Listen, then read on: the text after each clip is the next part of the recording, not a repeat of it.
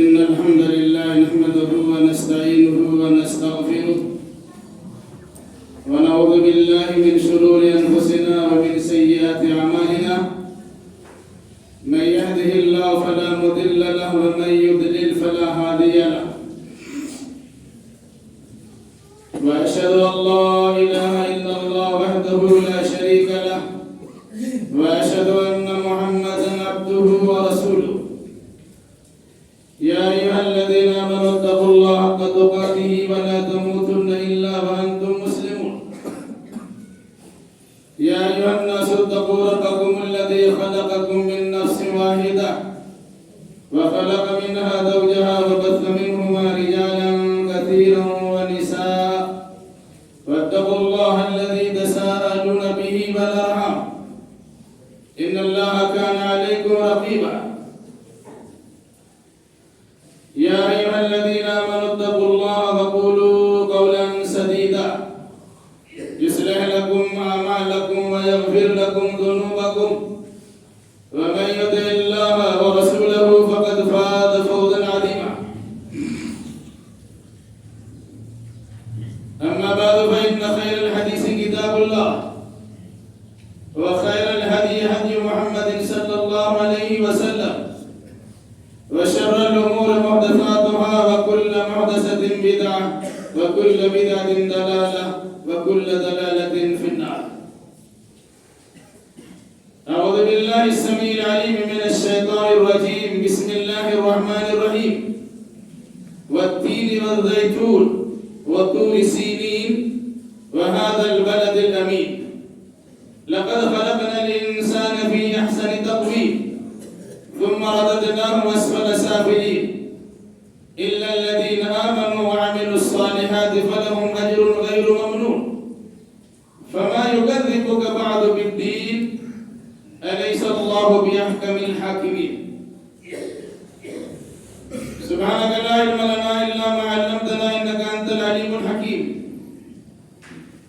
رب اشرح لي صدري ويسر لي أمري واحلل عقدة من لساني يفقهوا قولي رب زدني علما.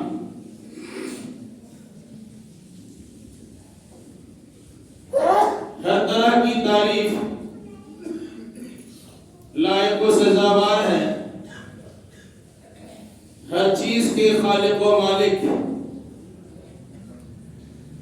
اللہ رب ذوالجلال والاکرام کے لیے جو سارے جہان کا خالق و پالنہار ہے. درود و سلام نازل ہو جملہ انبیاء کرام علیہم السلام پر، خصوصاً احمد مصطفیٰ محمد مصطفیٰ صلی اللہ علیہ وسلم پر. اللہم صلی علی محمد وعلی آل محمد كما صليت على إبراهيم وعلى آل إبراهيم إنك حميد مجيد. اللهم بارك على محمد وعلى آل محمد كما باركت على إبراهيم وعلى آل إبراهيم إنك حميد مجيد. بزرگوں، نوجوان ساتھیوں، پردہ نشین اور بہنوں، خطبہ مسنونہ کے بعد قرآن مقدس کی ایک سورہ کی تلاوت کی گئی ہے جس سورہ کا نام سورہ تین ہے. انشاءاللہ الرحمن آج کے اس خطبے میں اسی سورہ سے متعلق چند بنیادی باتیں آپ کے سامنے رکھی جائیں گی. اللہ ہمیں صحیح کہنے، صحیح سننے، صحیح سمجھنے اور صحیح باتوں پر عمل کرنے کی توفیق مرحمت فرمائے. آمین.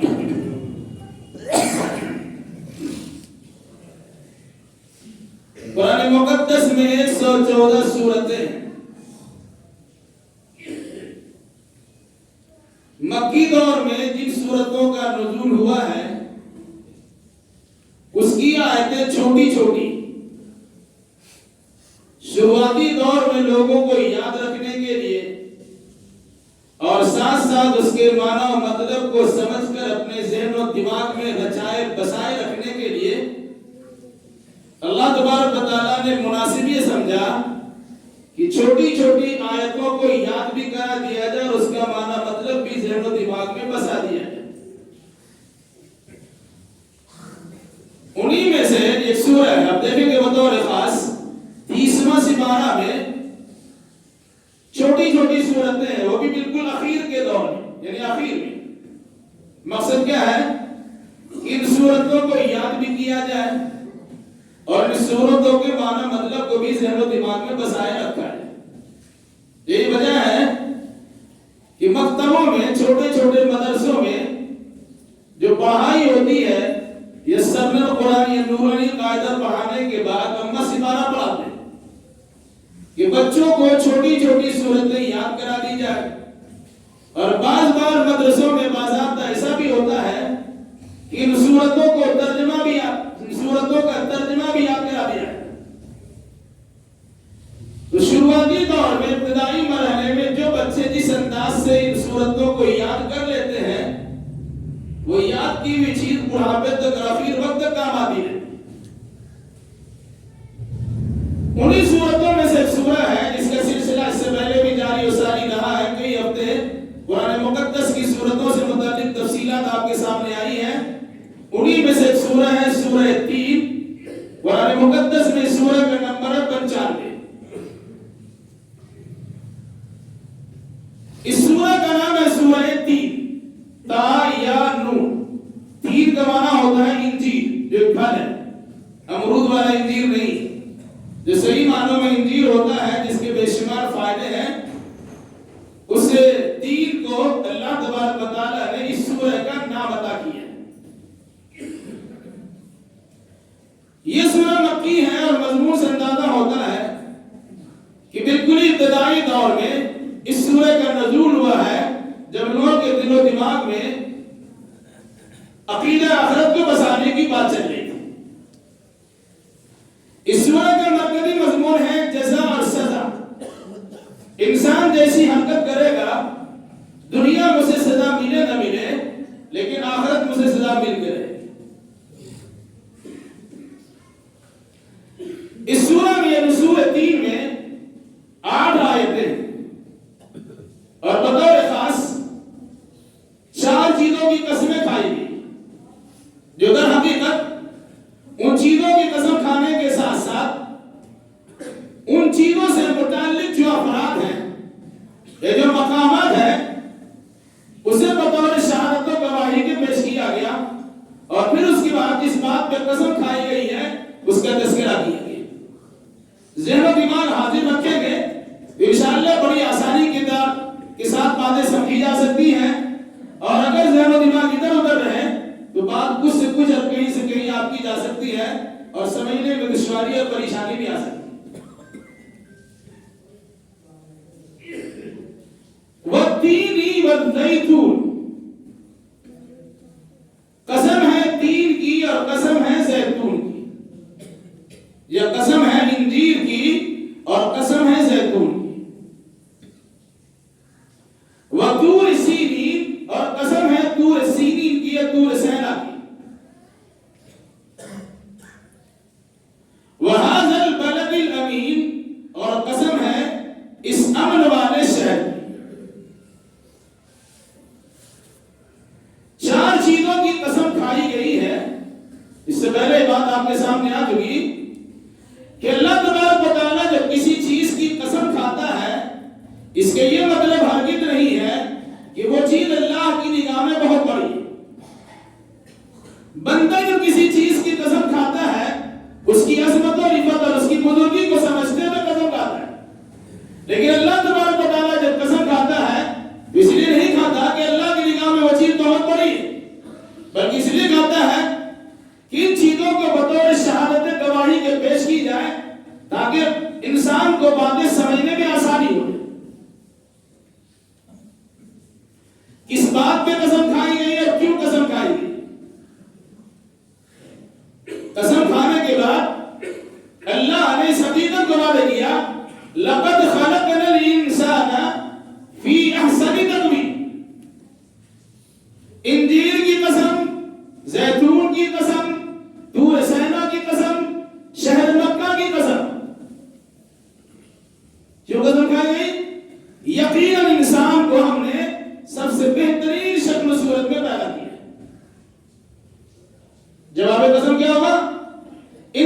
کی تخلیق اور انسان کا سب سے بہتر شکل میں پیدا ہونا، اس چیز کو ثابت کرنے کے لیے اللہ تبارک و تعالیٰ نے 4 قسمیں کھائی۔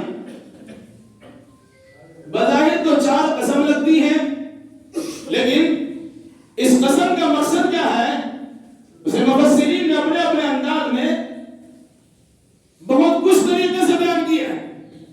ساری چیزوں کو احاطہ کرنا تو مشکل و ممکن نہیں ہے، البتہ اختصار کے ساتھ چند چیزوں کا تذکرہ کرنا میں مناسب سمجھتا ہوں تاکہ یہ چیز سمجھ میں آ جائے کہ اللہ نے انسان کو سب سے بہترین بنایا۔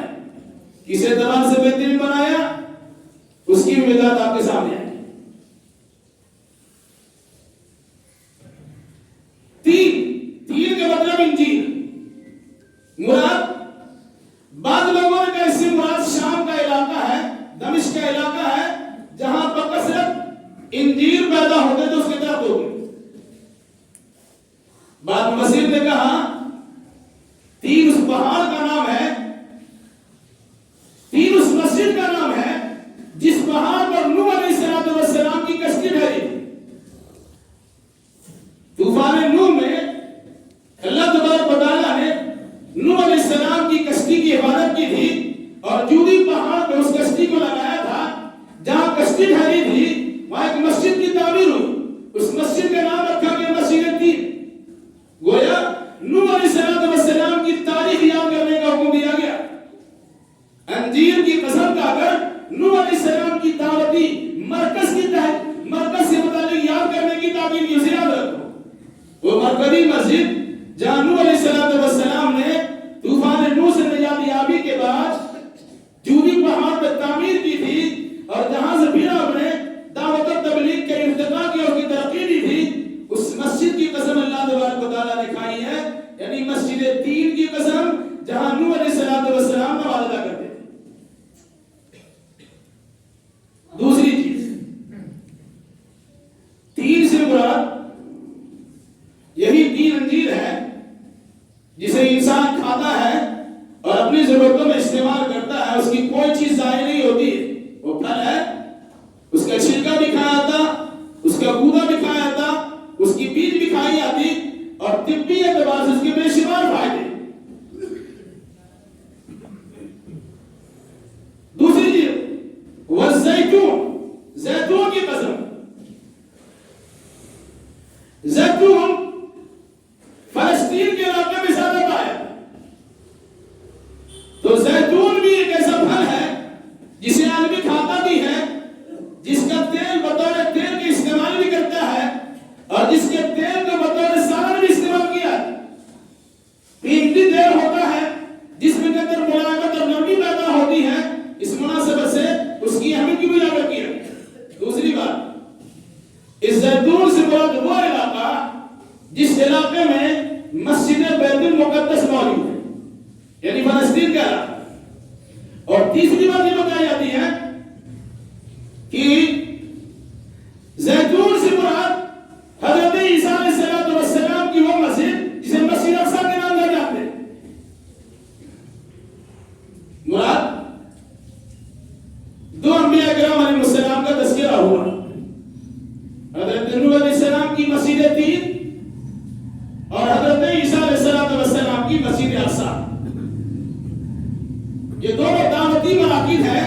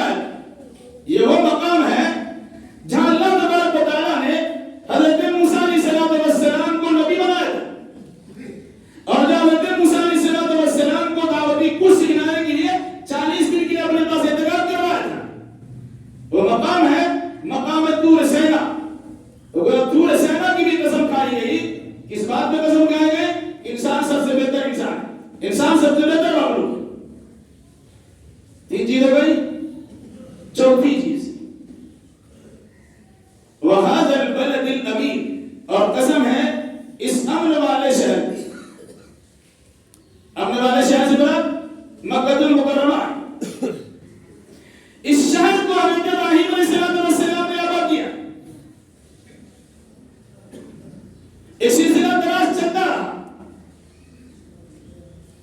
پھر اس کی بعد بت پرستی کا دور شروع ہو گیا. پھر اللہ کے نبی صلی اللہ علیہ وسلم کی وہاں بعثت ہوئی, آپ کو نبی بنا کر بھیجا گیا. تو کہا اس شہر مکہ کی قسم جو امن و امان کا گہوارہ ہے,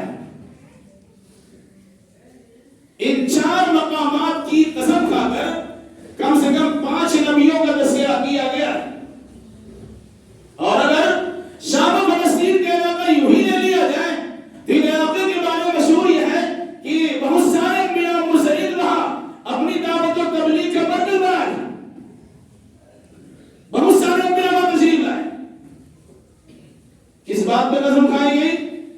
ایک بات یاد رکھیے, لقد خلقنا الانسان فی احسن تقویم, ہم نے انسان کو سب سے بہترین شکل و صفات میں اور بہترین ڈھانچہ اور ساخت میں پیدا کیا. کیسے؟ اس چیز کو یاد رکھیے, جب اللہ تبارک و تعالیٰ نے فرشتوں کے سامنے بات رکھی تھی انی جاعل فی الارض خلیفہ, میں روح زمین پر اپنا خلیفہ بنانے والا ہوں, تو فرشتوں نے کیا کہا تھا؟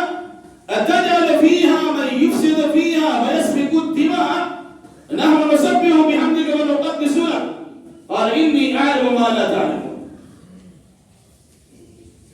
اے اللہ, اس روح زمین پر تو ایسی مخلوق پیدا کرے گا کہ جو خونریزی کرے گی, فتنہ فساد بجائے گی, تسبیح و تحلیل کے تعلق آتی ہے.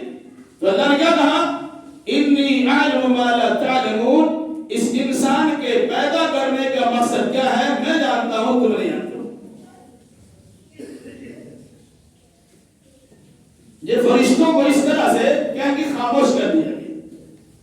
لیکن خاموشی اسی پر نہیں رہی, بلکہ اللہ تبارک و تعالیٰ نے کچھ ایسے کارنامے انجام دے حضرت آدم علیہ السلام پیدا کر دیا. آدم علیہ السلام کو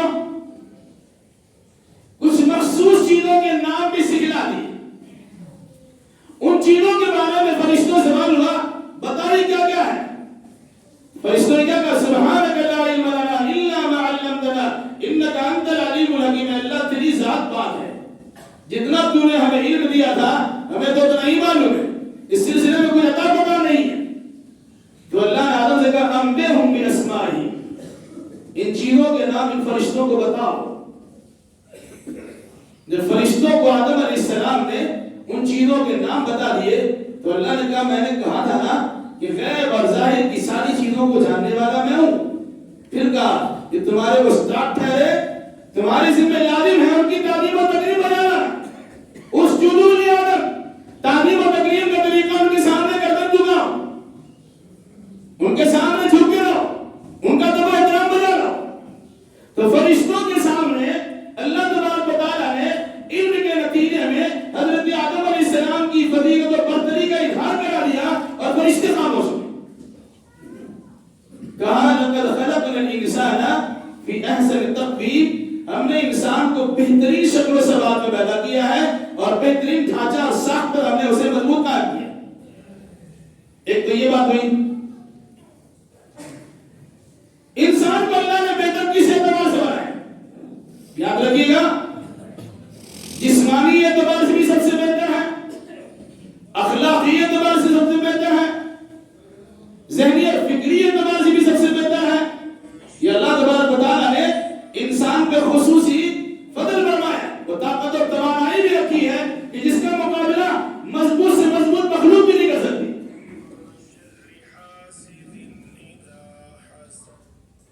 اس سلسلے میں اللہ تبارک و تعالیٰ نے انسان کی فضیلتوں کو اس طرح بیان کیا کہ انسان ہے کیا, ان کی طاقت و قوت کا اندازہ نہیں لگا سکتے, اس طرح لگاؤ. لو انزلنا هذا القرآن على جبل لرأيته خاشعا متصدعا من خشية الله. یہ قرآن جو ہے یہ اللہ تبارک و تعالیٰ کی آخری کتاب ہے. اللہ نے کہا ہم نے اس کتاب کو اگر پہاڑ پہ نازل کیا ہوتا تو آپ دیکھتے کہ پہاڑ اللہ کے ڈر سے سہما ہوا ہوتا اور اسے ذمہ داری کو اٹھانے سے انکار کرتے ہوئے ریزہ ریزہ ہو جاتا, ٹکڑا ٹکڑا ہو جاتا. انسان کو مجبوری بنایا، اس کی ساخت بھی اچھی بنائی. جو ذمہ داری پہاڑ نہیں اٹھا سکتا تھا، اللہ تبارک و تعالیٰ نے انسان کے اندر وہ طاقت و توانائی رکھی ہے کہ اس کو اٹھا لے. بلکہ ایک جگہ بھی اللہ نے کہا إِنَّا عَرَضْنَا الْأَمَانَةَ عَلَى السَّمَاوَاتِ وَالْأَرْضِ وَالْجِبَالِ فَأَبَيْنَ أَن يَحْمِلْنَهَا وَأَشْفَقْنَ مِنْهَا وَحَمَلَهَا الْإِنسَانُ إِنَّهُ كَانَ ظَلُومًا جَهُولًا. یہ امانت ہے. امانت کے بارے گرا کو، یہ شریعت کی ذمہ داری کو ہم نے آسمانوں کو دینا چاہا، آسمان نے لینے سے انکار کر دیا. ہم نے زمین کو دینا چاہا، زمین نے بھی اس کے لینے سے انکار کر دیا. ہم نے پہاڑ کو دینا چاہا، پہاڑ بھی انکار کر دیا. قرآن کے دفعہ اشفقن منها، انکار کیا کس لیے؟ اس ذمہ داری کو اٹھانے کی طاقت ہمارے اندر نہیں ہے. آسمان اتنا بلند ہونے کے باوجود، زمین اتنی وسیع و عریض ہونے کے باوجود، پہاڑ اتنی سلامت و سختی میں اپنی مثال ہونے کے باوجود، اللہ تبارک و تعالیٰ کی امانت کے بوجھ کے اٹھانے سے قاصر رہ گئے. وحملها الانسان، اللہ نے انسان کو وہ صلاحیت دی ہے کہ انسان نے اس بارے گرا کو اٹھا لیا. کتنا بڑا مقام اللہ تعالیٰ کا.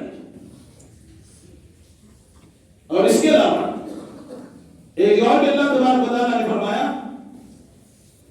کہ وَلَقَدْ كَرَّمْنَا بَنِي آدَمَ وَحَمَلْنَاهُمْ فِي الْبَرِّ وَالْبَحْرِ وَرَزَقْنَاهُم مِّنَ الطَّيِّبَاتِ وَفَضَّلْنَاهُمْ عَلَىٰ كَثِيرٍ مِّمَّنْ خَلَقْنَا تَفْضِيلًا.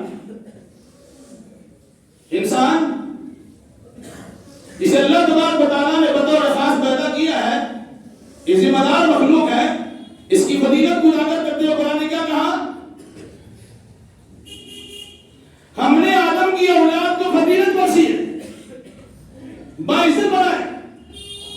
وَحَمَلْنَاهُمْ فِي الْبَرِّ وَالْبَحْرِ، اور ہم نے اس کی سواری کے لیے خشکی اور تری کی بہترین سواری کا انتظام بھی کیا ہے. کبھی سمندری سفر کرتا ہے انسان، جہاز اور کشتیوں سے سفر کرتا ہے، کبھی گھوڑے پر، خچر پر، گدھوں پر، ہاتھیوں پر اور دیگر سواری کا استعمال کرتے. اس زمانے کی بات ہے.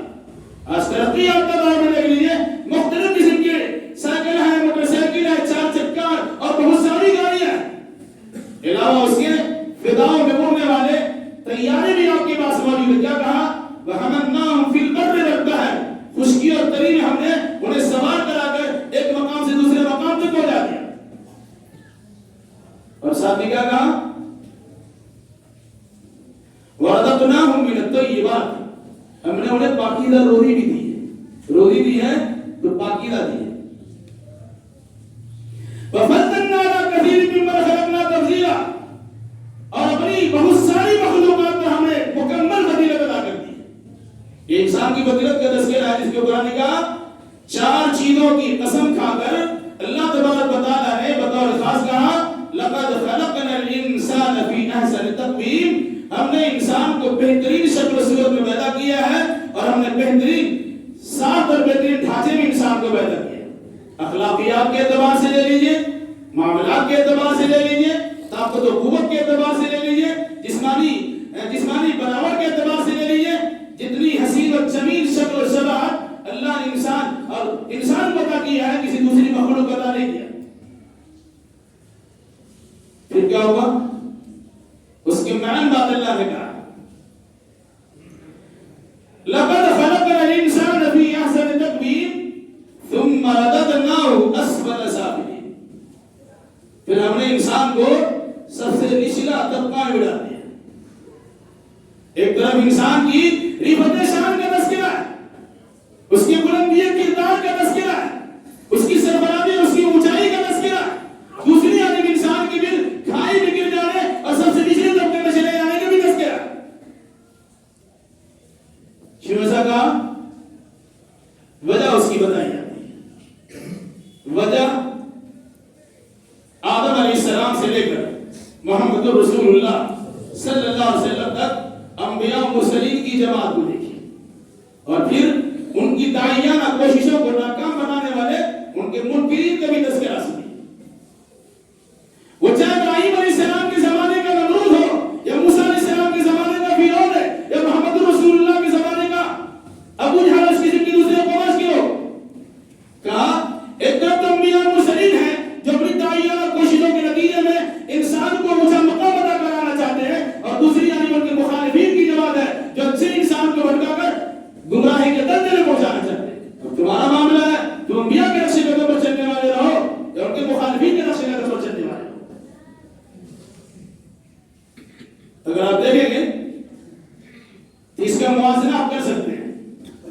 کہ انسان سب سے بہتر ہے، لیکن انسان سب سے بدتر کیسے بن جاتا ہے؟ توحید سب سے اہم چیز ہے. ایک مسلمان جو موحد ہوتا ہے سب سے اعلیٰ مقام پاتا ہے. شرک سب سے خطرناک چیز ہے. جب انسان شرک کرتا ہے تو جہنم کی کھائی میں گرتا ہے. پھر شرک کی جو طریقہ اور مدائع دیکھنا چاہے تو اندازہ ہوگا انسان کہاں کہاں سے پڑھنا شروع کرتا ہے. وہ اللہ تبارک و تعالیٰ کے ایک در کو چھوڑتا ہے، ہزاروں در کی خاک چھاننا شروع کرتا ہے، اور اس کی گراوٹ کی صورت یہ ہوتی ہے کہ انسان لنگ تک کی پوجا کرنا شروع کر دیتا ہے. یہ اس کی گراوٹ ہے. کہاں اس کی بلندی ہے کہ صرف اللہ کے سامنے اس کا سر جھکے، اور کیا اس کی گراوٹ کا عالم ہے کہ لنگ کی پوجا کرنا شروع کر دے. جب اخلاقیات کا تذکرہ ہوگا تو انسان بہترین خود کے مالک ہے اور اخلاق اصلاح کے مالک ہے، اونچے مقام پر فائز ہوتا ہے. اور جب اس کی بدترین قیمت ہوتی ہے تو انسان اپنے باپ کا نہیں ہوتا ہے، اپنی ماں کا نہیں ہوتا ہے، اپنی بیوی بچوں کا نہیں ہوتا، اپنے بھائی بہن کا نہیں ہوتا. وہ خون کرتا اپنے ماں باپ کو، اپنے رشتہ دار کو. اور جب پاکیزہ روزی سے متعلق بات آتی ہے تو انسان پاکیزہ روزی کھاتا ہے. اور جب انسان غلط روزی کی کمائی میں جاتا ہے تو غلطیوں کے تمام حدود و قیود کو پار کر جاتا ہے. انسان بھئی یاری بھی کرتا، مکاری بھی کرتا، رشوت خوری بھی کرتا ہے، سود کا بازار بھی کرتا ہے. کس طریقے سے مال حرام ہو جائے ان مالوں کو حرام کرنے کی بھرپور کوشش کرتا ہے. جو اس کی گراوٹ کیا رہا، اس کے اخلاق کو دیکھیے تو بڑا اعلیٰ عرفہ ہے، اور اس کی اخلاقی گراوٹ کو دیکھیے تو بالکل جہنم کے گڈھے میں گرا ہوا ہے. قرآن نے کیا کہا؟ لَقَدْ خَلَقْنَا الْإِنسَانَ فِي أَحْسَنِ تَقْوِيمٍ ثُمَّ رَدَدْنَاهُ أَسْفَلَ سَافِلِينَ. ہم نے انسان کو بہترین بنایا، پھر ہم نے انسان کو گڈھے میں گرا دیا. کیسے؟ قرآن اس کو بھی کہا ہے. انسان اور حیوان میں فرق ہے. یاد رکھیے گا، 3 طرح کے مخلوق اللہ نے بطور خاص بنائے. فرشتے ہیں جن کے اندر نفسانیت نام کی کوئی چیز نہیں ہے. حیوان ہے اس کے اندر حیوانیت اور نفسانیت ہی انسانیت ہے. انسان ہے اس کے اندر دونوں مادہ رکھا گیا، فَعَلْهَا فُجُورَهَا وَتَقْوَىٰ. اس کے اندر فسق و فجور بھی ہے اور تقویٰ طہارت بھی. اس مناسبت سے فرشتے اگر گناہ نہیں کرتے کوئی مسئلہ نہیں، کیونکہ ان کے پاس وہ چیز بھی موجود نہیں ہے. انسان کے اندر گناہوں کا مادہ بھی، انسان گناہ بھی کرتا ہے، توبہ استغفار بھی کرتا ہے، انسان اچھائی بھی کرتا ہے، انسان برائی بھی کرتا ہے. یہ انسان کی خوبی کو بیان کر اللہ تبارک و تعالیٰ نے کہا انسان برا ہو سکتا ہے الا الذین آمنوا وعملوا الصالحات. اس کی تفسیر بھی تھوڑی سی آ رہی ہے. کیسے؟ جب انبیائی تعلیمات کو چھوڑتا ہے انسان تو انسان نہیں رہتا، وہ جانور بن جاتا ہے. قرآن نے کہا کہ انہم کالانعام بل ھم اضل سبیلا. وہ چوپایا جانور سے بدتر ہو جاتا ہے، کیونکہ وہ انسان اپنی انسانیت کو کھو چکا ہوتا ہے اور اس مقام منصب کو بھول چکا ہوتا ہے. ہم نے انسان کو سب سے نچلے طبقے میں ڈالا. اس کا مطلب کیا ہے؟ ایک تو یہ اخلاقی گراوٹ ہے. دوسرا، انسان جس کی بنیاد حضرت آدم سے ہے، ان کو پیدا کیا گیا تھا تو جنت میں. جنت سب سے اعلیٰ مقام اونچا ہے اور جہنم سب سے نیچا ہے. کہا ہم نے انسان کو جنت کے لیے پیدا کیا تھا، لیکن انسان جب حرکتیں غلط کرتا ہے تو جنت کے بالمقابل وہ گڈھے جہنم میں چلا جاتا ہے. یہ ہے ہم نے انسان کو سب سے اعلیٰ بنایا، پھر ہم نے انسان کو سب سے نچلا طبقہ بنا دیا. یہ بات کیوں بتائی گئی؟ اس کی بات ہے کہ سنیے پھر بتاتا ہوں. الا الذين امنوا وعملوا الصالحات فلهم اجر غير ممنون. مگر جو ایمان لائے گا اور اچھا عمل کرے گا اس کے لیے نہ ختم ہونے والا اجر و ثواب ہے. یعنی سارے انسان ایسے نہیں ہے کہ سب جہنم میں چلیں گے. سارے انسان ایسا نہیں کہ سب کو اعلیٰ بنایا گیا اور سب انسان کو جہنم گڈھے میں گرا دیا. نہیں. جن انسان نے اپنی فطرت کو نہیں پہچانا، جس انسان نے اپنے مقام منصب کو نہیں جانا، جس انسان نے اپنے اخلاقیات میں اپنے مقام نام نہیں رکھا، جس انسان نے ایمانیات کو اپنے سیروں میں جمع بھی نہیں رکھا، اور جس انسان نے اچھے اعمال سے اپنے آپ کو آراستہ پیراستہ نہیں کیا، وہ انسان جہنم کی کندن بنیں گے. باقی انسان تو اولئک هم الوارثون، اچھے انسان تو جنت کے وارث ہیں. یہ کیوں بتایا گیا؟ اس ایک چیز کو سمجھانے کے لیے. وہ چیز کیا ہے؟ کہ دنیا انسان کو یوں ہی نہیں ملی ہے. انسان کو دنیا عطا کی گئی، چند روزہ زندگی بخشی گئی، اور کہا گیا اس کے بعد تمہیں مرنا ہے اور مر کر میری بارگاہ میں آنا ہے. دنیا میں تم نے جو اچھا برا کام کیا ہے اس کی سزا تم کو دینا ہے. اس کی جزا بھی ملنی ہے, اس کی سزا بھی ملنی ہے. جزا کے لیے ہم نے جنت تیار کر رکھی ہے, سزا کے لیے ہم نے جہنم تیار کر رکھی ہے. تم جنت کے حقدار بنو کہ جہنم کے حقدار ہو وہ تمہارے ہاتھ میں.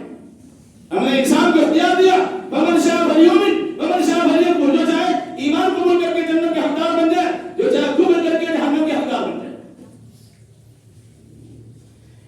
اس کے لیے اللہ تبارک و تعالیٰ نے حساب کتاب کا دن قائم کیا ہے جس کا نام ہے یوم الدین. مالک یوم الدین آپ پڑھتے ہیں, بدلے کے دن کا مالک. یوم الدین یعنی قیامت کے دن, بدلے کا دن. اسی بدلے کے دن کو اس سورہ میں سمجھایا گیا اور اس کے لیے کبھی انجیر کی قسم کھائی گئی, کبھی زیتون کی قسم کھائی گئی, کبھی طور سینین کی قسم کھائی گئی, کبھی مکہ المکرمہ کی قسم کھائی گئی, کہہ سکتے ہیں کبھی حضرت نوح کی مسجد کی قسم کھائی گئی, حضرت عیسیٰ کی مسجد کی قسم کھائی گئی, حضرت موسیٰ علیہ السلام کی دعوتی مرکز کی قسم کھائی گئی, یا پھر حضرت ابراہیم علیہ السلام اور محمد الرسول اللہ کے ذریعے سے شہر کو آباد کرنے اور اسے آباد رکھنے والے انبیاء مرسلین کی عزت و تعظیم کی قسم کھائی گئی.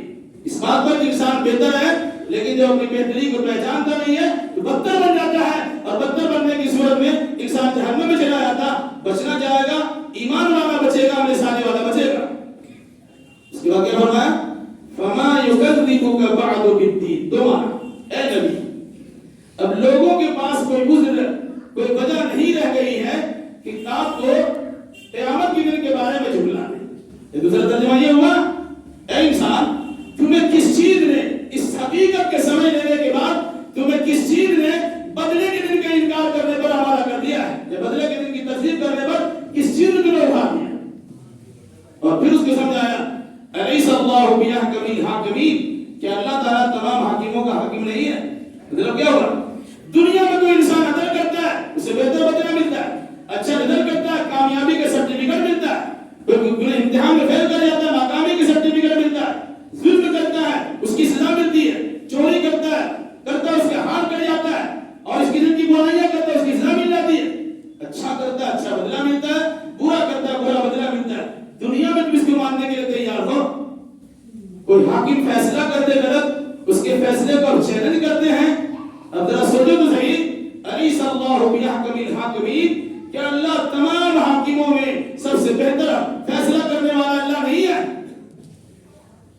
جب دنیا میں اچھا انسان کو اچھا بدلہ دیتے ہو, برا انسان کو برا بدلہ دیا جاتا ہے, تو اللہ تبارک و تعالیٰ نے اس دنیاوی اعمال کو بجا لانے کے بعد اخروی زندگی میں انسان کو بلا کر اچھے بدلے اور برے بدلے دیے جانے کے جب تذکرہ کرتا ہے تو اس کا انکار کیوں کرتے ہو؟ قرآن مجید میں 3 مضامین بطور خاص بیان کیے گئے, توحید کا بیان, رسالت کا بیان اور آخرت کا بیان. قرآن کے 3 حصوں میں سے ایک حصہ میں آخرت کا بیان ہے. کہا تم آخرت کا انکار کیوں کرتے ہو؟ انسان کا جب مر جائیں گی مٹی مل جائے گا دوبارہ کیسے پیدا ہو سکتے؟ قرآن نے کہا تمہیں سمجھنے کی ضرورت ہے. روزانہ مرتے جیتے ہو, سوتے ہو تو مر جاتے ہو, اٹھتے ہو تو جی جاتے ہو, روزانہ تمہارے ساتھ ایسا معاملہ ہوتا ہے, پھر انکار کیسے کرتے ہو؟ تو اللہ نے ان دعوتی مراکز کو یاد دلا کر بطور شہادت کے پیش کرتے ہوئے کہا کہ اچھے انسان ہمیشہ کامیاب رہے, برے انسان ہمیشہ ناکام رہے. اگر تم ناکامی چاہتے ہو تو برائی اختیار کر لو, اور اگر کامیابی چاہتے ہو تو اچھے کے رشتے قدم پر چلتے رہو. یہ ہے اس سورہ کا پیغام, جسے آپ کہہ سکتے ہیں کہ سورہ 3 میں اللہ تبارک و تعالیٰ نے یہ پیغام دیا, انسان کو سب سے بہتر مخلوق ہو, اللہ سے سب سے زیادہ قریب مخلوق ہو. انسان اگر بہتر بنتا ہے تو فرشتوں سے بہتر بن جاتا ہے, اور انسان بدتر بنتا ہے ابلیس سے بدتر بن جاتا ہے. اس صورت آپ کے سامنے ہے. مگر معاملہ کیا ہے, انسان اپنے معاملہ میں وکیل رہتا ہے, ساری حجت و حمایت پیش کر کے اپنی بات صحیح ثابت کرنے کی کوشش کرتا ہے, لیکن دوسروں کے معاملے میں وہ جج بن جاتا ہے. ہم نے جو فیصلہ سنا دیا فیصلہ سنا دیا نہیں, کتاب و سنت کی روشنی میں فیصلے ہونے چاہیے. اللہ نے کیوں کہا, اللہ کے رسول نے جو فرمایا اسی مطابق ہمارے عقیدہ اعمال ہونی چاہیے. اس سورہ نے بطور خاص ہمیں یہ تعلیم دی ہے, آپ اچھے ہیں اچھا رہیے, اگر شیطانی وساوس کے نتیجے برا ہو گئے اس سے دور رہنے کی کوشش کیجیے. ایمان اگر آپ کا صحیح ہے, اعمال صالحہ سے آپ کا ایمان آراستہ پیراستہ ہے, اللہ تبارک و تعالیٰ کی نگاہ بڑی قدر و منزلت ہے. اور اگر اس کے بعد خلاف کریں گے تو پھر اللہ تبارک و تعالیٰ جنت سب سے اونچا مقام پر، جہنم سب سے نیچا مقام پر. ان المنافقین فی الدرک الاسفل من النار، جہنم کے سب سے نچلے طبقے منافق کو ڈالا جائے گا، پھر کفار مشرکین کو ڈالا جائے گا، پھر عام گناہگار مسلمانوں کو ڈالا جائے گا. اللہ تعالیٰ سے دعا کہ الہی ہم جملہ مسلمانوں کو کتاب اللہ اور سنت رسول اللہ کی روشنی میں حقیقت حال سمجھنے سمجھانے اور اسی مناسبت سفینہ اعمال بجانے کی توفیق عطا فرما. الہی جو بیمار ہیں شفا کامل عاجل عطا فرما دے، جو مقروض انہیں قرض ادا کرنے کی سہولیات فراہم کر دے، جو ماخوذ گرفتار ان کے لیے رہائی کے اسباب پیدا کر دے، جو دینی دنیاوی اعتبار سے پریشان ہے ان کی جملہ پریشانی کو دور فرما دے. الہی جب تک زندہ رکھ کتاب اللہ اور سنت رسول اللہ پر عمل کرتے زندہ رکھ، اور جب ہمارا خاتمہ ہو انہی دونوں کی ترویج ساتھ کرتے ہمارا خاتمہ ہو. اقول قولی ھذا واستغفر اللہ لی ولکم ولسائر المسلمین واخر دعوانا الحمد للہ رب العالمین.